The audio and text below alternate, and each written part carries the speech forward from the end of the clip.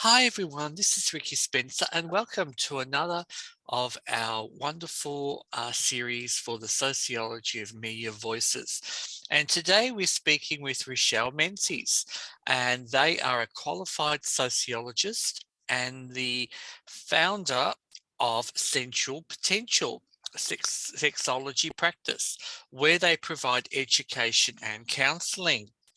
They have also been an LGBTIQA plus inclusion consultant since 2009, where they were the coordinator of Rainbow Pride at work in Queensland. They continue to deliver these services through their Queer Connections consulting project, where they have successfully supported several organisations to achieve Rainbow Tick. They have identified with and have been involved in the queer, kink, and poly communities in both their personal and professional lives since 2001, and are passionate about LGBTIQA inclusion with a personal passion based in lived experience and professional practice for family and domestic violence space. They are currently providing Rainbow Tick accreditation support to organisations in Victoria, and they have been appointed the new Victorian State Coordinator for the LGBTQ Domestic Violence Awareness Foundation. What an achievement, and welcome to this podcast, Richelle. So tell us a little bit first about yourself. About me. Oh, right. Well, I am fairly new to Victoria, but prior to that, I lived in Queensland for many years, and I worked at the Queensland AIDS Council, which for a while was called the Queensland Association for Healthy Communities, and it's currently the LGBTI Council in Queensland, where I provided LGBTIQA plus inclusion consultancy and professional development training. So part of that journey was, in the last year that I was there, we were very successful in gaining a couple of $100,000 out of the government to train the family and domestic violence sector. We had a training program called Queer Without Fear and a raft of resources that went along with that. So I was very pleased to see that launched just before I left Queensland, and after a decade of working at the AIDS Council. But during that time, I also started studying a master's in sexology. So I've always worked in some way involved with sexuality, gender, sexual health. And I thought, I'm getting a little bit older. What do I do in my later years? I heard there was a sexologist who was 101. I thought, I can talk about sex till I die. So that sounds like something to do that I can continue to do for the rest of my life. Since moving to Victoria, I've been very blessed that there's a lot of Rainbow Tick accreditation that's happening here. So I've been able to sort of step back into that space. While I was in Tasmania for a few years, I did work for the AIDS Council there, supporting people living with HIV, and had my private sexology practice. But I'm really loving being involved with community again. And I have this personal passion for domestic violence. I have a lived experience with both an opposite gender relationship and a same gender relationship. So it is something that is a personal passion for me, and I feel very blessed that I've just been appointed this volunteer position here in Victoria. And we've got the LGBTQ Awareness Day coming up at the end of May.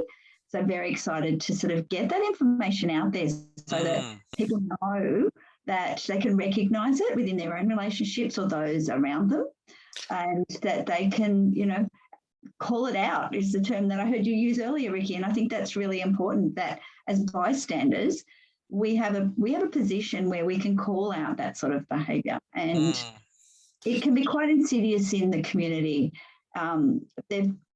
They say 50% to 60% of people have experienced it in our community, and it's very, very underreported. So I'm quite excited about this new role, and adding it to what I'm currently doing and getting that information out there. Great. What a great introduction. And now let's unpack a little bit by a little bit so that the listeners can really get a real deeper understanding. And I thought the first thing we can do is, what does domestic violence mean? So we're clear on that. Question. Yeah, very good question. And I think, in some states it's domestic violence, some states it's family and domestic violence, intimate partner violence. So there are many different terms that are used across the country. But basically, we are talking about power and control and abuse used in relationships. Now, sometimes these relationships are intimate partners, quite often. This is what people think about. But they can also be between siblings, parents and children, particularly if we're looking at elder abuse, quite often that falls within the family violence space in some states. So there's also some states that they look at carer relationships as well. So informal carer relationships, that there can be abuse. And the majority of people kind of think about it as being physical abuse, someone hitting someone else, but there's so much more. There's emotional and mental abuse. There's sexual abuse, of course. There's financial abuse. And that's something that we often see in that elder space, is that someone is financially abusing someone and taking all of their money. But we see it in other relationships as well. Social abuse as well, where someone is stopped from being, having a social life with their friends. They're cut off, they're isolated from people. And then we see it also in a medical space. And this is something particularly that we see within the LGBTIQA plus community, with the withholding of medication from people. So whether that's someone's HIV medication, or whether it's a trans or gender diverse person's hormones, or even someone with a mental health issue, some of their mental health medication. So this is something that is a slight difference to what we see in our community than what we see in other communities. And I guess you kind of answered my next question, was why do we have a space for LGBTIQ domestic violence service? And is there anything that you kind of want to add to that, to the listeners who might pose to you, well, violence is violence. So why has the foundation that you're associated with been set up, so we can be clear? It's about raising awareness. So it's in its name. So it's the LGBTQ Domestic Violence Awareness Foundation. So the role of the foundation is to raise awareness. So they have the awareness day at the end of May, 28th of May, and it's fairly new. The foundation only started in 2020. So this it's in its infancy still, but growing incredibly quickly, and to the point where there are other countries are taking on the awareness day. And I think one of the reasons that it is so important is because this sort of abuse is quite insidious, and people often don't see it for what it is. Oh, I haven't got bruises, they didn't hit me, so this isn't abuse. So, and it's something I think that in our community, I mean, I'm now in my 50s, and I do remember for a long time, you would see occasional people having arguments, and you would hear about friends having, toxic relationships. And we didn't have that word toxic then, but it was just almost as a given. There was never because there was that fear element of reporting that to the police, because we have in our community, we haven't always had a really good relationship with police and trusting, because if you grew up like me in the 80s and 90s, when our situation was always interlinked with HIV and AIDS and the stigma that we wouldn't disclose, and to go to a police or make an informal process to somehow deal with it, we felt, well, we're dealing with the sexual, it comes with the territory, was the message that we were getting. Is that something, Richelle, that we have to try and challenge within our community? Definitely. And I know when I started first working in this space over a decade ago, there was still a lot of messages around, that's just a couple of boys having a biffo, or a woman wouldn't do that to another woman, only men perpetrate violence. So there is still a lot of misinformation out there. And we know that violence isn't necessarily always gendered. We have to acknowledge that the vast majority of perpetration of particularly intimate partner violence is by men against women and children, definitely. But the messages out there then miss our community. So people go, well, that doesn't happen in our community because it is to men or to women or someone who's gender diverse and their partner. And the message just gets lost and they say, well, that's not me. I don't see myself in those campaigns. So that mustn't be what's happening in my relationship. And you're right, there's been a very, very uneasy relationship with the police in the past. And that's one of the things that I love about the foundation was it was set up by a police officer. So Ben, who started this, did his Churchill Fellowship, and this is when I met him many years ago, on policing responses to LGBTI domestic violence. And he travelled overseas to see what was being done in other countries. He came back, he was very, very active in educating the police in Queensland. And what we find quite often is that your LGBTI police liaison officer, who is often a majority of the time a member of our community, is often also a DV police liaison officer. And they will see some of the subtleties. And I know previously when I was delivering training to emergency services, I had several ambulance officers that were members of our community go, we will go in somewhere and we will see things in the home that will go, these people are a couple. These people are in a relationship, but they're making out like they're not because of stigma and discrimination. Or the fear from the person who's experienced the abuse. The perpetrator will say, oh, you know, I'm just a friend and I'll come with them in the ambulance. And, you know, ambos who are members of the community go, hold on, there's a few things, there's a little rainbow flag, there's something else. I think that this person might be the abuser. And they'll pull the other person aside and have a little word and they'll go, yeah, I don't want them to come. But so, you know, creating that awareness with the broader emergency services, police, ambulance, is really important because the people who aren't members of our community don't pick up on some of those subtle signs. And I've been very excited about the work that has been done. And one of the things that is part of the awareness day is we are lighting up different buildings around capital cities. And Victorian Police have kind of got onto this, and so they're looking at which police stations they can lit up in rainbow lights to help raise that awareness. And Flinders Street Station has just said they will also light up in rainbow colours. So I think it is, the foundation's fairly new. This work has been going on probably behind the scenes for quite a long time. Here in Victoria, Rainbow Health Australia do fantastic work and actually run a queer family and domestic violence network for DV services. So there are things that are happening out there that people don't necessarily know. So the sector is being upskilled so they can recognise it, so that then they're more inclusive in the way that they work with our community, because people are falling through the cracks. You know, can a trans woman or gender diverse person go to a women's shelter? When we have so many of these DV services are very gendered in the language they use and the funding that they have, in the past, members of our community have definitely fallen through the cracks. And where I've seen it, particularly where there was a lack of services, was for men who experienced abuse and for women who were perpetrating abuse. And thankfully, there's some work being done in both of those spaces, which is absolutely fantastic to see. And Thornton Harbour Health have got a fantastic program that they're running with people who are using abuse in their relationships. So that's really good to see. No to Violence, they work with men, but they work with people who identify as men. So they work with gay and bi men and they work with trans men. So we're seeing many, many more services in the DV space getting Rainbow Tick accreditation and becoming, you know, going on that journey to be inclusive so that they can work with members of our community.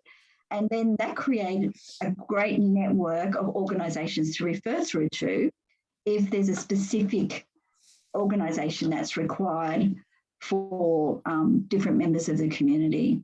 It's slow, but it's definitely happening, which is fantastic. And what day is this important Domestic Violence Awareness Day? It's on May 28th. So May is Domestic Violence Awareness Month. Hmm. And so there's lots of things that are happening, but the 28th is the day. So I've been sort of reaching out and making a few connections, and I've heard Switchboard is doing something. So I'm going to be meeting them with them shortly to talk about collaboration and how we can work together. And I've come on fairly late in the process, but I would love that next year that we would be able to have a forum or some training or some event for Awareness Day, maybe at the Pride Centre, where Absolutely. come along and find out, Absolutely. what services are out there. Yeah, because especially, I mean, I'm coming from a lived transgender experience, Yeah, and this is something that, within our community that's not discussed, because the idea of, for some, of finding a relationship and love, and if you were seeking, say, someone who was looking for a cisgendered male, yeah, to have a relationship, and that relationship could be problematic, as a lot of studies are finding that there yes, is a higher level of violence. However, it's unreported because, as you were saying before, there's a lot of factors involved. It's the shame, it's your belief, and then it's the dependency, and the feeling of your self-worth. Oh, well, I won't find another person to love me. I'll do anything for him. Oh, it's just a phase. That's his way he shows up. So we need to challenge some of these. And, I'm so hoping that we can next year have a forum, because we really need to discuss some of those dialogues and challenge some of those misbeliefs that maybe even our young people, because everyone says we go on Grindr, and like problem with I'm finding with my research area is that, well, if people are going on Grindr and hooking up, are they really learning the social skills of what a healthy relationship is? That my generation was, you interact and you speak. So, and I know, yeah. Richelle, from your background as being a sexologist, it's probably you can give us insight into that. So I just wanted to ask you a little bit, just for our listeners too, what does a sexologist do in terms of your work? A good question, and when I get asked a lot, but just before I answer that, I just want to jump back to what you said about trans women and cis men. There's an amazing program called TransFem being run by the Zoe Bell Gender Collective, and that is doing exactly that work, which is so exciting. And in conversations with No to Violence, which works with male perpetrators. So educating cis men about healthy relationships with trans women. So that is definitely one side of the coin. But yes, you're right. We also need to educate trans women and gender diverse people around healthy relationships as well. Absolutely. And just I'll add to that before I say my other area, being myself of a stolen generation, within that community, it is even more prevalent. And the stories I hear, and it's such a hidden area, because the complexity of relationship with the police, with your Indigenous and your darker skinned, and your perhaps some of the women that I know, have, because they unable to find work, some of them choose to do sex work. There's that added violence level attached to it, and it's unreported. And this is the thing that I've learned in recent years when I've been speaking to people like yourself, who say to me, it's important that it's reported so that we could have more services put in. And sorry for that, Richelle, I'll take you back to the previous one. No, that's totally fine. And I definitely agree with you. We need to encourage people to report, but we also need to ensure that the places that they go to report are inclusive and they feel safe there. So there's two sides. It is the service providers that need to be inclusive. The community needs to know that they're inclusive and that those services are safe, and who are the people that they can go to. So as sexologists, I get asked that a lot, or I get asked, is that a thing? Or what do you do? So basically, it boils down to I'm a sex therapist. So sexologists are either therapists or counsellors, educators or researchers. So sexology is a scientific study of sex and sexuality. In the very, very broad sense that we use those terms from the definition by the World Health Organization, and it's very holistic. So the work that I do is, a lot of it is education. As I said previously, I designed and delivered LGBTI inclusion training. So I've done quite a bit of work in the aged care sector around training staff to support older people to be sexual, particularly in residential care. Also in the disability sector, that we need to improve the way that people work with people with a disability, that they're not asexual, they're not children, they are sexual beings who have a voice and who can consent to have relationships. So I think that's a really important part of the work that we do. I see a vast array of people in my counselling practice, everything from desire discrepancies to, erectile dysfunction, arousal disorders, pain with sex, through to, fetishes that people may have that they're a bit concerned about, to questioning sexuality or gender, opening up relationships, having polyamorous relationships. So it is quite diverse what I do, so I'm never ever bored.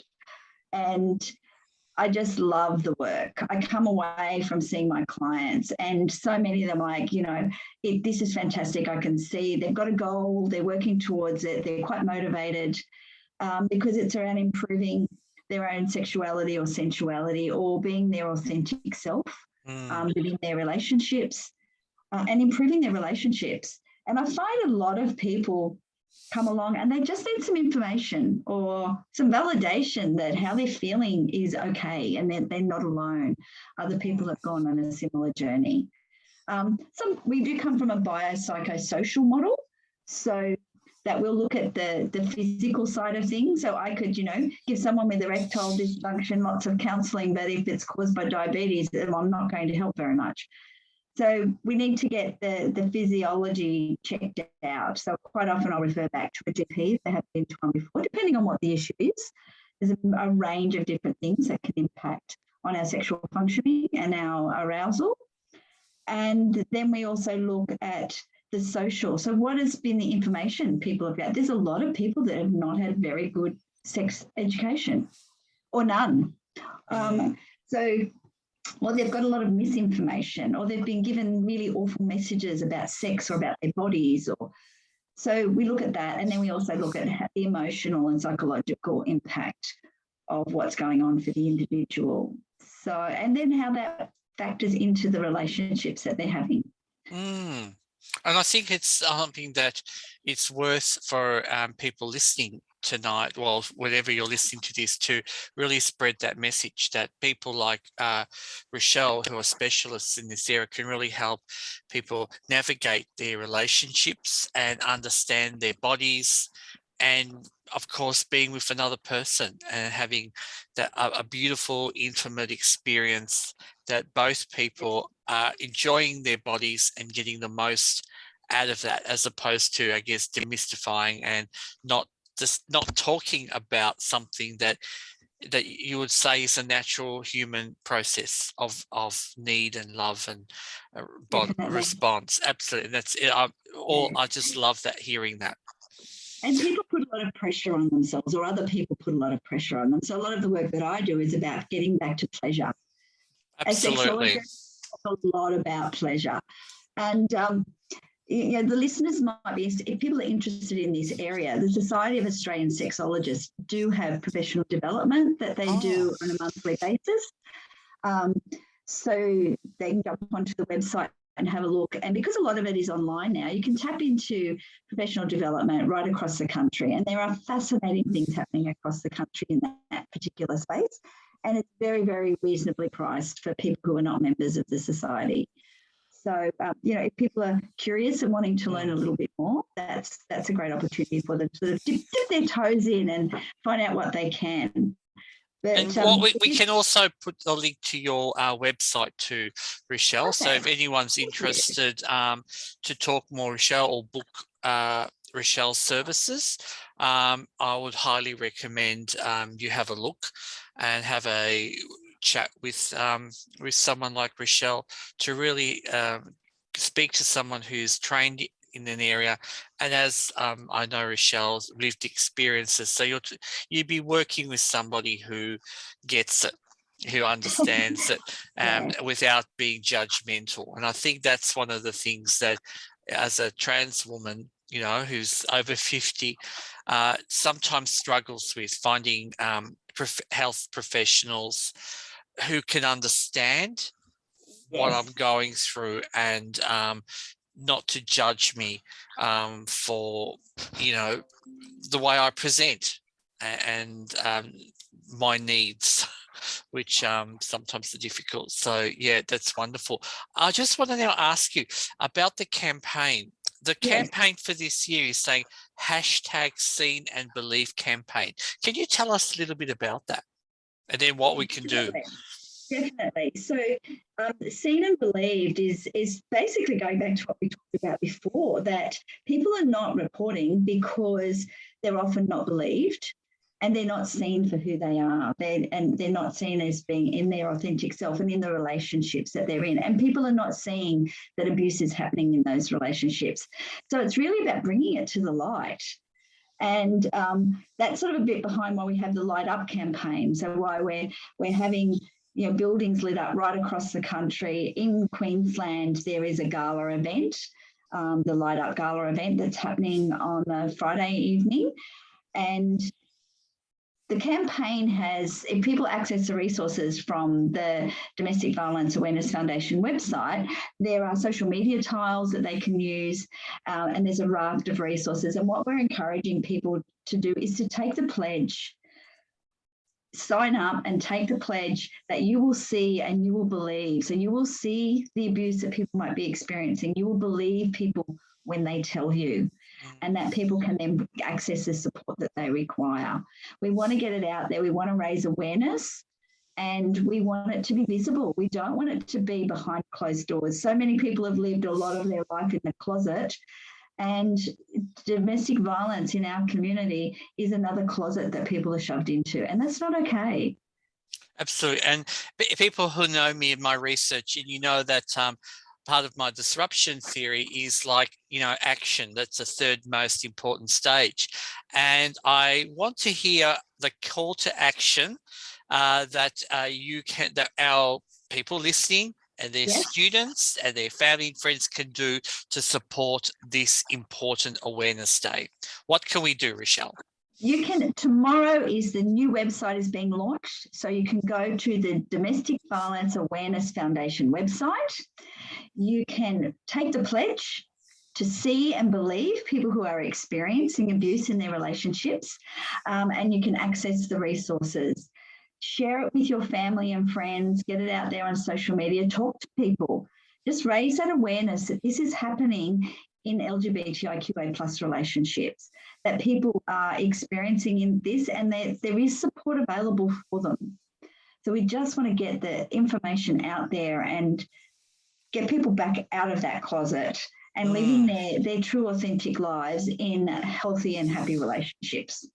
And I noticed that something that people can do straight away is to record a short video and to convey a message of hope to people who are survivors of domestic violence. So there's a link to that, which I'll be able to provide for people. Also share a post to social media and tag us, #Seen and Believe, and at the LGBTQ.DVA Foundation. So everybody listening, these are things that you can do from your computer that could only take 5 minutes, but can perhaps help somebody feel that they're being heard. So I'm definitely a person who's going to be doing that. And of course, my favorite, download some social media tiles, because I think that's important, how we can share the message of visualness to allow everyone to know, yes, I hear it, and I believe it, and I want to do some change. And change happens from ourselves. And if we take that step, we can make this, we can't make it go away, but what we can do is make it visible, and to know that there are services and there's support, and you're not alone, and you're not the only one going through that. Other people have gone through it. Richelle, it's been an absolute pleasure to speak with you. And again, we'll put the links under this recording. So for people who wish to contact Richelle and talk more about her work within that organization, and as well book her and the organization for community talks, awareness, anything, and schools, I guess, would be another one, Richelle, that you might consider down the track. Definitely, if it's not being done. I know in some states there are organisations who do that work in schools, but it is different in every state. But definitely, I've spent many years presenting, and so I will go to the opening of an envelope if it means. Yeah, well, I was just thinking, as a teacher myself, I think especially for secondary school teachers, and even primary school teachers, of course, you're in a classroom to see, because as you were mentioning before, violence between siblings, same-sex relationships would have the same. The violence has no gender preference. It will it will follow the action. So I think just that awareness would be important, just to look out for key signs and who to contact and who to get support. It has been an absolute pleasure. Thank you so much, Richelle Menzies, for taking us on a journey and giving us an awareness. So for everybody out there, please remember, keep that day in your diaries, May 28th. If it's past that date, put in your diary for next year. Google, find the website, LGBTIQ Domestic Violence and Awareness Day. Go out there, make a change, make it happen. Thank you so much for everyone for listening. Thank you, Ricky.